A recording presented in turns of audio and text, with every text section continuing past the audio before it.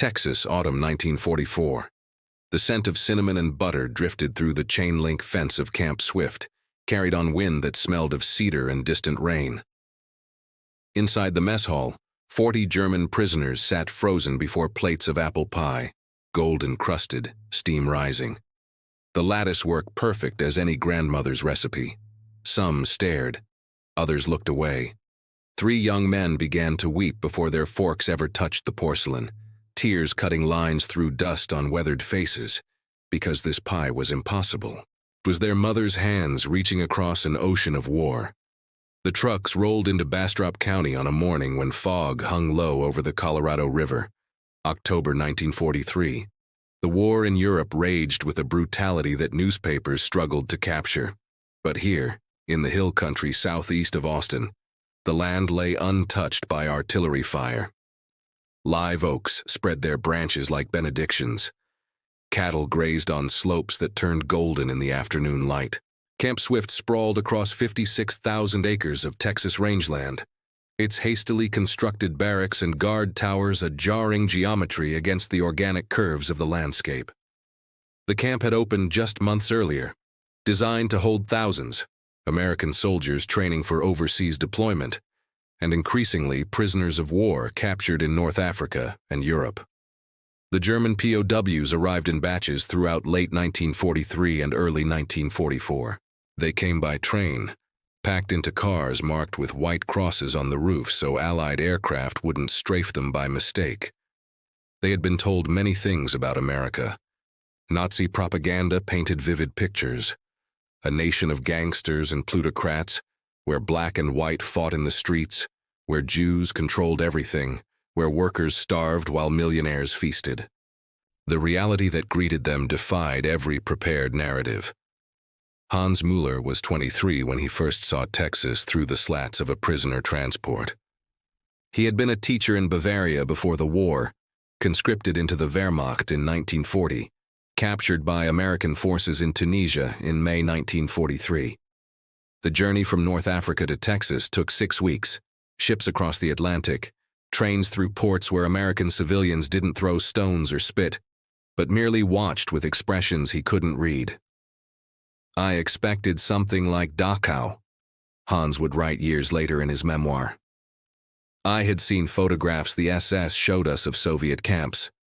Barbed wire, guard towers with machine guns, starvation rations, beatings for any infraction. That was what prisoners received. That was what we believed we deserved, having lost." Instead, the gates of Camp Swift opened onto rows of wooden barracks painted white, mess halls with screened windows, a recreation yard with volleyball nets. The Texas heat hit like a physical force, different from European summer, thick and encompassing. Cicadas screamed in the live oaks. Somewhere beyond the fence, a rooster crowed. The camp commander, Colonel James Harrison, was a West Point graduate who had studied the Geneva Convention with the same rigor he applied to tactical manuals. He believed in rules. Rules meant civilization persisted even in wartime. Rules meant America proved itself different. "You will work," Harrison told the assembled prisoners through a translator on their first day. "You will be paid 80 cents per day in camp scrip. You will receive the same rations as American enlisted men. You will be treated according to international law. You will not be tortured or humiliated. But you will also not escape, because there is nowhere to escape to. We are in the middle of Texas, gentlemen. The nearest port is 500 miles away. The nearest German territory is an ocean and a war away." Hans looked at the other prisoners. Some were younger, 17 or 18, conscripted in the desperate final pushes. Others were older, career soldiers with iron crosses and vacant expressions. All of them carried the peculiar exhaustion that comes not from physical labor, but from moral confusion. The slow, grinding realization that everything they had been told might be a lie. The work began immediately. Camp Swift needed laborers for construction, for maintenance, for the endless tasks of keeping a military installation functioning. The Geneva Convention prohibited forcing POWs to work on anything directly related to the war effort, but there was plenty else to do. Road crews, agricultural details, kitchen duty.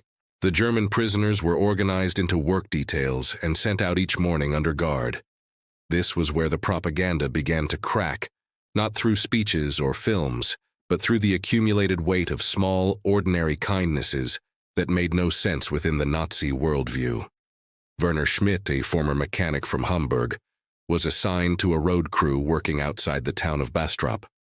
The guards carried rifles but rarely pointed them. At mid-morning, a truck arrived with water barrels. Not the tepid, chemical-tasting liquid Werner expected, but cool water with chunks of ice floating in it. A guard offered him a cigarette. American tobacco, not the ersatz sawdust mixture German soldiers had smoked. "Hot enough for you?" the guard asked, grinning. Werner didn't understand English well yet, but he understood the tone. It wasn't mocking. It was the tone men used everywhere when weather became a shared complaint. A bridge across language and uniform. By noon, the heat shimmered off the asphalt in waves. The prisoners worked stripped to the waist, their pale European skin burning red despite warnings from the guards. A pickup truck pulled up, driven by an older woman in a cotton dress and wide-brimmed hat. She stepped out carrying a basket covered with checkered cloth. "Brought you boys some sandwiches," she announced to the guards. Then, seeing the prisoners, she hesitated only a moment. "Well, I suppose they get hungry too." Her name was Martha Kowalski, third-generation Polish-American, married to a rancher who supplied beef to the camp. She distributed sandwiches, thick slices of roast beef on fresh bread with lettuce and mustard, to guards and prisoners alike. Werner took his carefully, as if it might vanish. The bread was soft. The beef was real, not the grisly substitutes he remembered from German army rations. "Danke," he said quietly. Martha nodded. "You're welcome, honey." That word, honey, hit Werner with unexpected force. It was what his mother had called him, a term of endearment crossing enemy lines, offered by a woman who had no reason to see him as anything but a symbol of the regime that had plunged the world into war. These moments multiplied across the autumn of 1943 and winter of 1944. Friedrich Bauer, a farmer's son from Saxony, was assigned to work at a nearby dairy. The ranch owner, Tom Henderson, watched Friedrich work for 3 days before speaking beyond basic instructions. On the 4th day, Tom offered Friedrich a thermos of coffee during the morning break. "You know cows," Tom observed. "Not a question." Yes, my father, he has, had dairy farm." Tom nodded slowly. "This damn war." They stood together in silence, watching the cattle move toward the milking barn. Tom pulled out a photograph from his wallet. A young man in army uniform, dark-haired, serious-eyed. "My son, somewhere in France now. Hope to God he meets farmers over there who remember what it's like to just work the land." Friedrich looked at the photograph, then at Tom. "I hope also." This was not supposed to happen.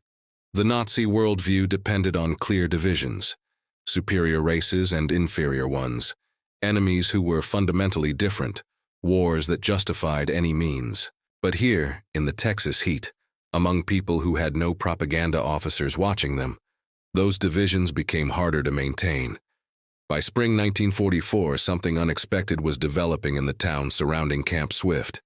The local women, ranch wives, farmers' daughters, school teachers, shop owners, had begun to see the German prisoners not as abstractions but as individuals. Young men, far from home, caught in circumstances beyond their control. This awareness grew from proximity. The work details brought prisoners into town regularly. They repaired fences along ranch roads, harvested cotton on farms where American men had gone to war, worked in sawmills and grain elevators. They were guarded but not isolated. They were visible. Sarah McKinney was 29, married to a Marine fighting in the Pacific, mother to 2 young daughters. She taught Sunday school at the First Baptist Church and organized the county's USO volunteer efforts. One April morning, she saw a work detail of German prisoners repairing the fence around the town cemetery. One prisoner, younger than the others, was struggling with a post hole digger. The ground was rocky, resistant. His hands, pale and uncalloused, were already bleeding. Sarah recognized the awkwardness of someone unused to physical labor. She thought of her husband's letters describing Marines fresh from college, stumbling through boot camp. She brought water. Then she brought gloves. "Those rocks will tear you up," she said, holding out the leather work gloves. The young prisoner, his name tag read Richter, looked at the guard, who shrugged permission. He took the gloves carefully, as if they might be snatched away. "Thank you, ma'am," he said in heavily accented English. "Where are you from?" Sarah asked. "Berlin. I was student. Philosophy." A philosophy student digging post holes in a Texas cemetery. The absurdity and tragedy of it settled over Sarah like dust. She thought of her husband, who had been studying law before Pearl Harbor. She thought of how arbitrary everything had become. Who fought, who survived, who ended up on which side of the wire. "Well," she said finally, "welcome to Bastrop County." Word spread through the women's networks, church groups, garden clubs, volunteer organizations. The prisoners were human. They were young. They were homesick.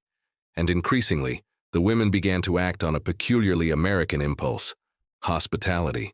At first, it was small gestures, cookies left with the guards to distribute, magazines donated to the camp library, a piano donated to the recreation hall when someone learned several prisoners were musicians. But by summer 1944, something larger was taking shape. Margaret Walsh proposed it at a meeting of the Bastrop Ladies Auxiliary in July. She was 56, her 3 sons all serving overseas, her kitchen a command center for every charitable effort in the county. "These boys are being held at Camp Swift. They're far from their families. Many of them celebrate Christmas the same as we do. I propose we organize a proper Christmas dinner for them. Turkey, all the trimmings and desserts. Pies especially. Everyone should have pie for Christmas." The room went silent. Then Evelyn Hart, whose husband had been killed at Anzio, spoke quietly. "My Robert always said we were fighting for what we believe in, not against what they believe. If we believe in Christian charity, in treating people with dignity, then we do it even when it's hard, especially when it's hard." Others nodded. The vote was unanimous. The Christmas dinner plan grew throughout the autumn. What began as a simple meal expanded into something more ambitious, a demonstration of American abundance and, perhaps unconsciously, a challenge to everything the prisoners had been taught about their captors. The women organized themselves with military efficiency. Margaret Walsh became the de facto commander, assigning tasks, tracking contributions, coordinating with Colonel Harrison at Camp Swift. The colonel approved the plan with one condition. The Christmas dinner would happen, but several weeks before Christmas itself. December 3rd, 1944. Security concerns about actual holidays, he explained. The women accepted this compromise. Ranchers donated turkeys. The camp itself would provide the basic rations: potatoes, vegetables, bread. But the women insisted on adding everything that made a meal feel like home. Cranberry sauce, stuffing with sage and onions, gravy made from drippings, not from packets, and pies. Every woman with an oven volunteered to bake. Helen Bradford specialized in apple pie. Her recipe came from her grandmother, who had brought it from Virginia in a covered wagon in 1855. The crust required a specific ratio of butter to shortening, ice water added 1 tablespoon at a time. The dough rolled thin enough to see light through it. The filling was Macintosh apples when possible, mixed with Granny Smith for tartness, sugar, and cinnamon, and a secret ingredient, a tablespoon of cider vinegar that brightened the whole. "This is the pie that won my husband," Helen told her daughter while measuring flour. "The pie my mother made when we were so poor we were eating cornmeal mush 3 times a day. But she found apples and made us remember we were still a family. This is the pie I made for every birthday, every holiday, every time someone needed to know they were loved." She would make 8 pies for the prisoners.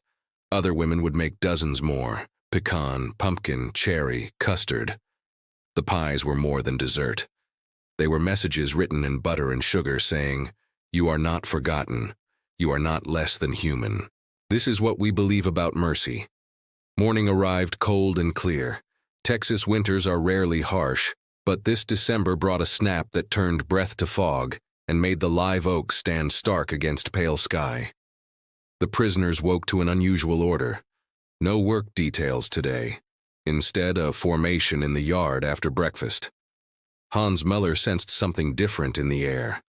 Guards smiled more. There was an anticipation that felt almost festive. Through the fence, he saw pickup trucks arriving, women unloading covered dishes, the camp kitchen busier than usual. "What is happening?" he asked another prisoner. "I heard it's some kind of special meal. American propaganda, probably. Show us how prosperous they are while Germany starves." But Hans wasn't sure. The cynicism that had sustained him through capture and imprisonment felt increasingly hollow. Nothing about Camp Swift matched what he had expected about enemy captivity. At 11 o'clock, the prisoners were marched to the largest mess hall, which had been transformed. The utilitarian tables were covered with white cloths, donated by churches throughout the county. Centerpieces of pine branches and holly berries decorated each table. The smell hit them first.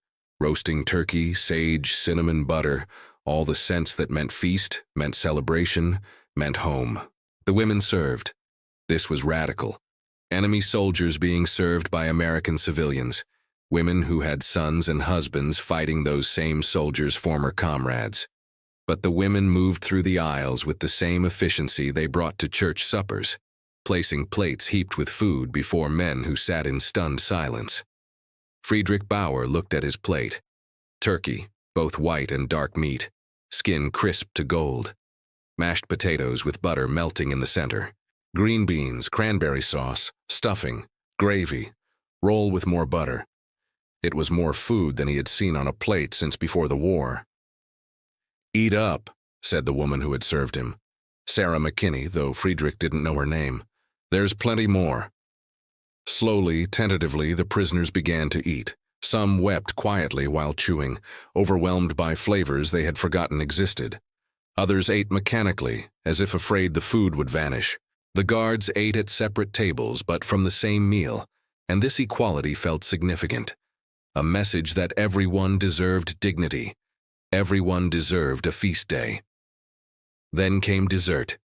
Helen Bradford carried her apple pies into the mess hall on a cart, the latticed crust still warm, the smell of cinnamon and apple filling spaces where words failed. She cut each pie carefully, making sure the slices were generous, making sure the filling stayed intact, making sure each piece looked like something worth receiving.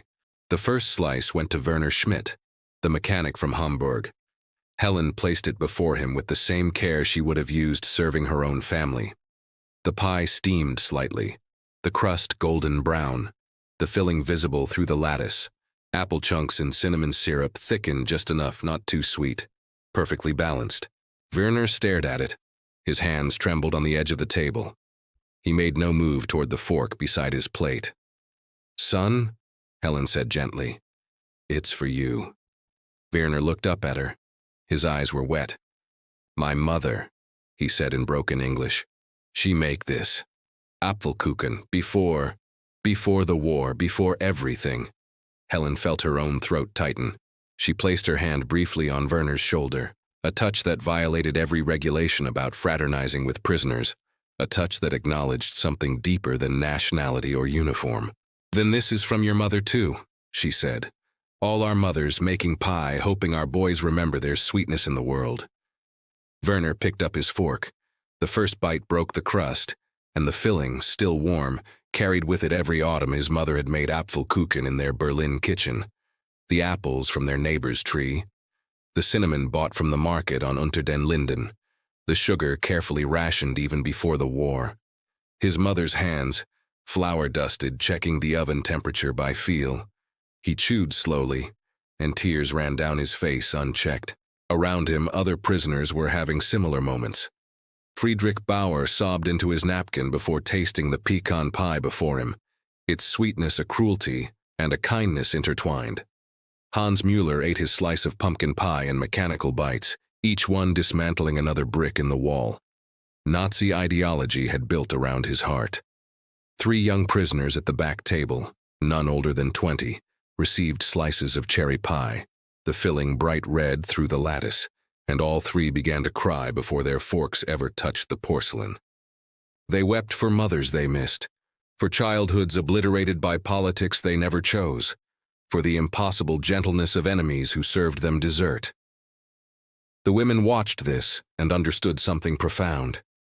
They had meant to offer comfort, to demonstrate Christian charity, to show that America treated even enemies with dignity. What they hadn't anticipated was the weight of memory that simple food could carry, the way flavors could cross oceans and resurrect loss. Margaret Walsh stood near the kitchen door, watching Helen Bradford move from table to table, offering seconds of pie to anyone who wanted it. Almost everyone did. These young men, fed propaganda about American weakness and depravity, ate slice after slice of pie made by hands that could have hated them but chose otherwise. "This is how you defeat Nazism," Margaret whispered to Sarah McKinney beside her. "Not with bullets, with pie, with showing them that mercy isn't weakness. That kindness isn't something you withhold from enemies, that humanity persists." Sarah nodded, thinking of her husband in the Pacific, hoping someone there might show him the same unexpected grace if he were ever captured, ever far from home, ever in need of remembering that the world held more than violence. The Christmas dinner, though held on December 3rd, became known among the prisoners simply as the Day of the Pies. In letters home, carefully censored by both American and German authorities, the prisoners tried to explain what had happened. Hans Müller wrote to his sister in Bavaria, "We were served a feast by American women whose sons fight against our army. They gave us pies, real pies, Liesel, like Mutti used to make. I don't understand this country. Everything we were told is wrong. The Americans are not savages. They are not without culture. They have something we lost. They remember that enemies are also human." The German censors allowed this letter through, perhaps recognizing that describing American treatment of POWs according to Geneva Convention rules served Germany's propaganda purposes, proof that if Germany lost, its soldiers would not be massacred. Werner Schmidt wrote to his mother, "Today I ate Apfelkuchen, not exactly like yours. The apples were different, sweeter than the German varieties. But the care put into it was the same. The woman who served it to me touched my shoulder, Mutti, as you would. As if I were her son, I am trying to understand what this means for everything we believed." This letter was held by censors. It raised questions. What did he mean by everything we believed? Was this defeatist thinking? Was Schmidt being corrupted by American psychological warfare? But psychological warfare implies manipulation, and there was nothing manipulative about women baking pies with their grandmother's recipes, serving them to young men who wept at the taste of home. Friedrich Bauer wrote to no one. His entire family had died in the bombing of Dresden, a fact he wouldn't learn until 1945. But he kept a diary, entries written in the margins of books from the camp library, tiny handwriting documenting transformation. December 3, 1944.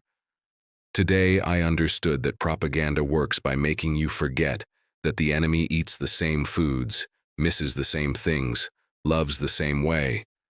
A woman served me pie and called me son. In that moment, the war ended for me. Not the shooting war that continues, but the war in my heart, the one that made it possible to see Americans as fundamentally different, as justifiable targets. That war died over pecan pie. The Christmas dinner had consequences nobody anticipated. The women who served, having seen the prisoners' reactions, couldn't unsee them. They continued bringing food, not feasts but regular gifts, cookies for work details, sandwiches, coffee, small gestures that accumulated into relationships. Sarah McKinney began teaching English to several prisoners who showed interest. Once a week they met in a corner of the recreation hall, guards present but distant. She used newspapers, magazines, children's books. The prisoners learned vocabulary, democracy, freedom, vote, dissent. In Germany, one prisoner said, "We do not have this word, dissent. If you speak against government, you disappear." In America, Sarah explained, dissent is patriotic. We believe government serves people, not the other way around. We argue about everything. It's loud and messy and sometimes frustrating, but it means we're free. This was more dangerous than pie. Ideas, once planted, grow unpredictably. Several prisoners began reading American newspapers available in the camp library, carefully censored for operational security but still revealing. They read about congressional debates, about citizens protesting government policies without being arrested, about newspapers criticizing the president without being shut down. Werner Schmidt, the mechanic, studied these newspapers as if they were sacred texts. "This is what we were told was chaos," he said to Hans Muller. "They said democracy was weak, that strong nations need strong leaders who make decisions without endless debate. But look, they are winning the war. Their democracy builds more planes, more tanks, feeds more soldiers, and they treat prisoners like humans. How is this weak?" Hans had no answer. He was experiencing his own transformation, slower but equally profound. A schoolteacher before the war, he had believed in education, in Enlightenment values, in reason. Then the Nazis had promised national renewal, and he had been young enough, naive enough, desperate enough to believe. Now, in a prisoner camp in Texas, eating food provided by enemy civilians, he was rediscovering the values he had abandoned. By spring 1945, the war in Europe was ending. News filtered into Camp Swift, Germany retreating on all fronts, Hitler's suicide, surrender. The prisoners reacted with mixture of relief and dread. Relief that the dying would stop. Dread about what came next. What would Germany become? What would happen to them? The women of Bastrop County continued their visits. Helen Bradford brought more pies, not just for holidays now, but for birthdays for no reason, because she had apples and someone should eat them. Margaret Walsh organized a camp garden project, teaching prisoners to grow vegetables, giving them something to nurture rather than destroy. "When you go home," she told Werner Schmidt while showing him how to stake tomato plants, "remember this. Remember that growing things is harder than destroying them, but more important. Remember that people who were supposed to be your enemies taught you to garden. Take that home." The repatriation began in late 1945 and continued through 1946. The prisoners were processed, questioned, classified according to their level of Nazi affiliation. Those deemed low risk were sent home first. Those with deeper involvement in the party were held longer, subjected to denazification programs. Hans Müller was released in March 1946. Before leaving Camp Swift, he sought out Colonel Harrison. "Sir, I wish to thank you for treatment according to law, for showing me that enemies can remain civilized." Harrison shook his hand. "Take that home, son. Germany will need people who remember what civilization looks like." Hans also found Helen Bradford. She was delivering pies to the camp as she had done for over a year. He stood awkwardly before her, this woman who had fed him, whose kindness had undone years of propaganda. "Mrs. Bradford, I am returning to Germany. I want you to know, your pie, it changed me. Make me remember my mother, my home before Nazis, before everything wrong. I will remember. I will tell others." Helen's eyes filled. She pressed a piece of paper into his hand, her apple pie recipe, written in careful English. "Make this for your children someday," she said. "Tell them about Texas. Tell them about how people can choose mercy." Werner Schmidt left in July 1946. Before boarding the train, he gave Sarah McKinney a small carving he had made in the camp workshop, a miniature cedar post, smooth and perfect, with "thank you" carved in English on one side, "Danke" on the other.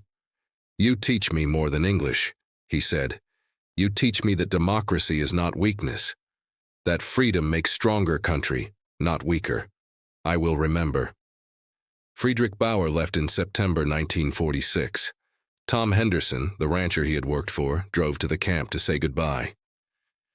"You're a good hand," Tom said, which in ranch terminology was high praise. "If things had been different," Friedrich nodded.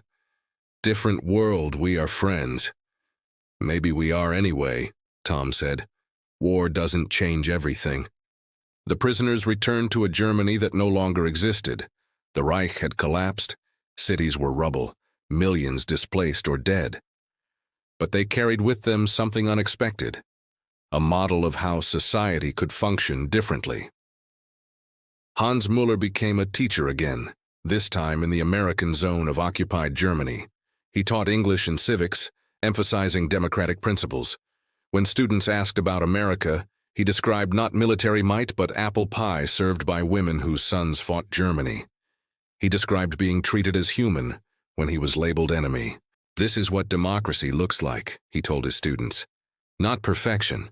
America has its own problems, its own contradictions. But the belief that everyone deserves basic dignity, basic rights, that the state serves people, not the other way, that you can disagree with government and not disappear. These ideas are strong, not weak. Werner Schmidt opened a garage in Hamburg. He married, had children, prospered in the Wirtschaftswunder, the economic miracle of German recovery. He hung an American flag in his workshop, alongside the German flag. And when customers asked why, he told them about Camp Swift, about women who fed enemies, about learning that former enemies could become partners in rebuilding. Friedrich Bauer went to Argentina briefly. Like many Germans, he considered emigration, but returned to Germany in 1950. He bought a small dairy farm in Bavaria. He corresponded with Tom Henderson until Tom's death in 1968. They never met again, but the letters continued, bridging what war had tried to separate. And the women? They went back to their lives, to husbands returning from war, to children growing up, to the everyday work of rebuilding normalcy. But they had learned something too, that kindness is not passivity, that mercy is not weakness, that sometimes the most revolutionary act is treating enemies as human. Helen Bradford continued baking pies for 50 more years. She died in 1994, aged 92. Among her papers, her daughter found letters, dozens of them from Germany, from Hans, Werner, Friedrich, and others she had served on that December day in 1944. They wrote about their lives, their families, their memories of Texas and pie, and the moment propaganda shattered under the weight of simple hospitality. One letter from Werner Schmidt in 1989 arrived just after the Berlin Wall fell. Mrs. Bradford, I am 70 years old now. I have grandchildren. Today I made your apple pie. The recipe you gave to Hans, who gave it to me. I made it for my family, and while we ate, I told them about Texas, about you, about the day I learned that enemies are a political creation, but humanity is real. They asked me what defeated the Nazis. I told them many things. Soldiers, certainly, but also women who baked pies and proved that mercy is stronger than hate. Thank you for teaching me this. Thank you for the pie that crossed oceans and years and still teaches. The Christmas dinner at Camp Swift on December 3, 1944, was not strategically significant. It didn't shorten the war or save lives in the immediate sense. But it was part of something larger. The American experiment in believing that democracy works, that human rights matter even for enemies, that the way you treat the defeated determines what kind of peace you build. The Geneva Convention required adequate food and shelter. It didn't require apple pie. It didn't require women serving enemies with the same care they served their families. It didn't require teaching English or organizing gardens or treating young men far from home as if they were sons who had lost their way rather than threats to be contained. But the women of Bastrop County chose these things anyway, because they believed in something stronger than revenge. They believed that how you treat people when you have power over them reveals your true character. They believed, perhaps without articulating it consciously, that peace is built not just through treaties, but through countless small acts that acknowledge shared humanity. The German prisoners who ate pie that December day went home changed. They carried with them the taste of mercy, the memory of kindness when cruelty would have been legally permissible. They rebuilt Germany with these memories, informing their understanding of democracy, of human rights, of how enemies can become allies. This is not sentimentality.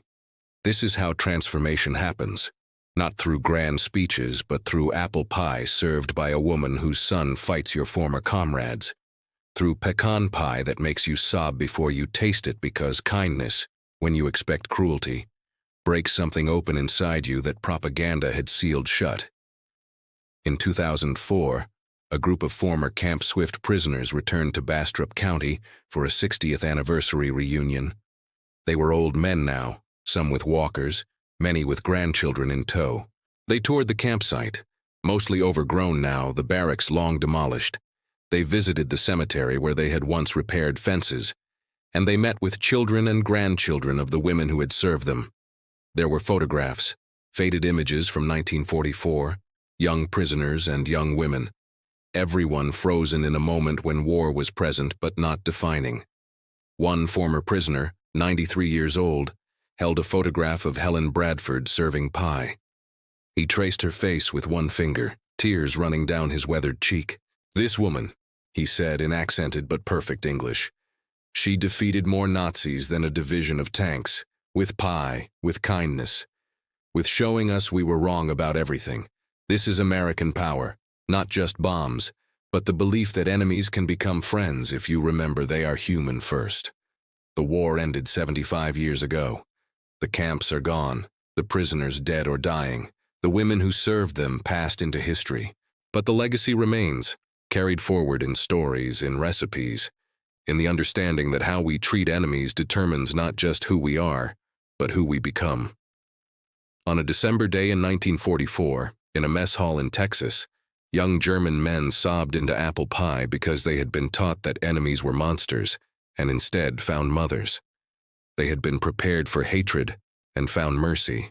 They had expected America to be everything Nazi propaganda promised, weak, degenerate, without values, and instead discovered a strength they couldn't have imagined, the strength to be kind when kindness wasn't required. That is what defeated Nazism in their hearts. Not tanks or bombs, though those were necessary, but apple pie, served with care, proving that civilization persists even in war, that humanity matters even when it's difficult, that mercy, offered freely, transforms both giver and receiver. The prisoners went home changed. The women who served them were changed too. And in that exchange, pie for tears, kindness for propaganda, a truth was proven that still matters. That how we treat enemies when we have power reveals who we are, and that choosing mercy over cruelty, even in small ways, even in war, builds the kind of peace that lasts. Texas, 1944. The scent of cinnamon and butter crossed enemy lines and proved stronger than hate. Remember that. Tell the story. Make the pie.